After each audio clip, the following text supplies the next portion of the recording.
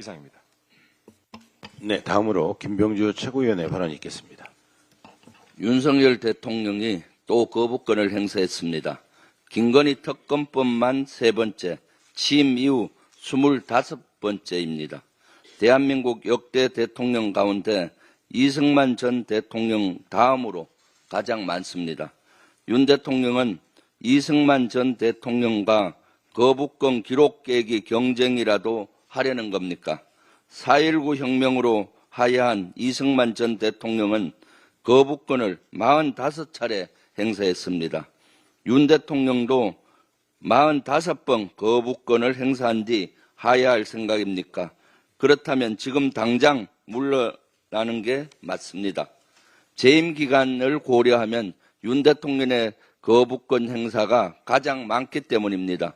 이승만 대통령은 1년에 평균 약 4회, 윤 대통령은 10회에 이릅니다.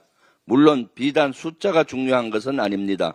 역대 대통령 가운데 본인과 가족을 대상으로 한 특검을 거부한 사람은 윤 대통령이 유일합니다. 또한 대통령이 반복적으로 거부권을 행사하는 것은 의회 민주주의의 근간을 흔드는 매우 부적절한 행위입니다. 민의를 거역한 대통령의 만료가 어쨌는지 국민 모두가 기억하고 있습니다. 이제 공은 국민의힘으로 넘어갔습니다. 한가하게 집안싸움이나 할 때가 아닙니다. 국민과 함께 진실의 길로 나아갈지 윤석열 정권과 함께 공멸할지 선택하기 바랍니다. 사도광산 추도식과 관련한 비판이 거세지고 있습니다. 외교부가 뒤늦게 지난 25일 유감을 표명했다고 공개했습니다. 유감 표명마저 시시하며 저자세로 하는 이유가 뭡니까? 심지어 조태열 외교부 장관은 어제 일본 외무상과 만났는데도 이와 관련한 항의나 유감 표명을 전혀 하지 않았다고 보도됐습니다. 이번에도 일본의 마음이 중요해서 그런 겁니까? 도대체 무슨 약점을 잡혔길래 뒤통수를 맞고도 일본에 아무 말 못하는 겁니까? 앞서 조태열 장관은 사도광산 협상과 관련해 문제가 있다면 책임지겠다고 했습니다. 일본은 물컵의 나머지 반을 채워주기는커녕 차 있던 반잔의 물마저 엎어버렸습니다. 지금이 바로 조 장관이 책임질 때 아닙니까?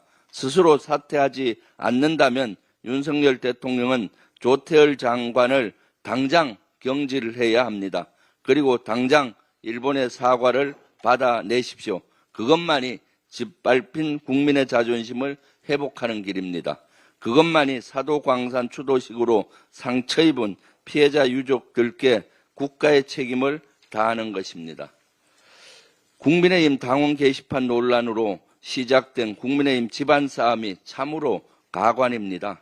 급기야 게시글 작성자 한동훈에 대한 징계 게시 요청서가 국민의힘 당무감사실에 접수됐고 다음 달 윤리위원회에서 검토될 것으로 보입니다. 국민의 삶과 민생을 책임져야 할 집권 여당은 도대체 어디에 있는 겁니까? 파이낸셜 뉴스에 따르면 전문가 12명 중 5명은 내년 경제 성장률이 1%대에 머무를 수 있다고 경고했습니다. 이 밖에 전문가 대다수도 한국은행의 전망치인 2.1%보다 낮을 것으로 내다보고 있습니다. 통계청 따르면 청년 일자리 신규 채용도 역대 최소치를 기록했습니다. 윤석열 정부도 모자라 국민의힘까지 경제와 민생은 내팽개친 모습입니다.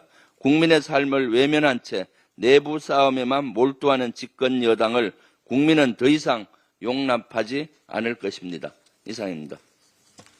네, 다음으로 이현주 최고위원의 발언이 있겠습니다.